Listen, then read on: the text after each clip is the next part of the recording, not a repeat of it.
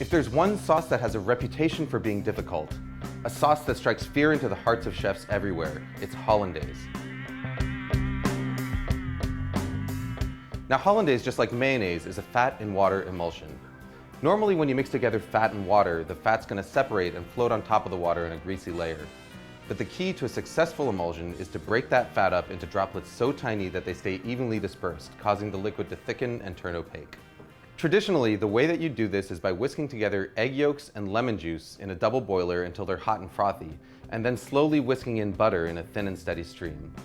As you whisk, the butter breaks into minute droplets, while the egg yolk acts as an emulsifier, helping to keep those droplets evenly dispersed and thickening the sauce. What you get is a creamy, smooth sauce with a rich texture and mild flavor that's perfect for vegetables, fish, and eggs. But there's a lot of ways it can go wrong. If you don't whisk fast enough, or if you add your butter too fast, the sauce will end up greasy and broken. If you don't cook your eggs enough, it won't thicken properly, but if you cook them too much, you end up with broken scrambled eggs. The fact of the matter is, if you want to learn how to do it the traditional way, the road to perfect Hollandaise is paved in broken sauces. But here's the good news. There's an alternative method that is completely foolproof, produces a Hollandaise that's every bit as good as the traditional version, and takes about a minute start to finish.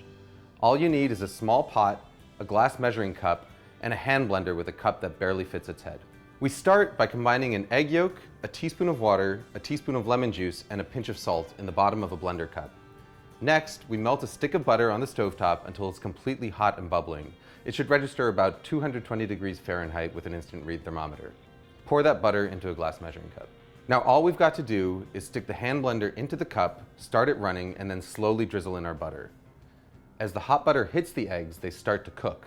By the time you've added all of your butter, about 30 seconds later, the eggs are fully cooked and you've got a smooth, creamy, hot Hollandaise sauce that is completely indistinguishable from one made using the traditional whisking method. Hollandaise is at its best right when you make it, but if you want to store it, your best bet is to keep it in a small, lidded pot in a warm spot somewhere near your stove. Just make sure that you use it within a couple of hours. Food Lab signing out.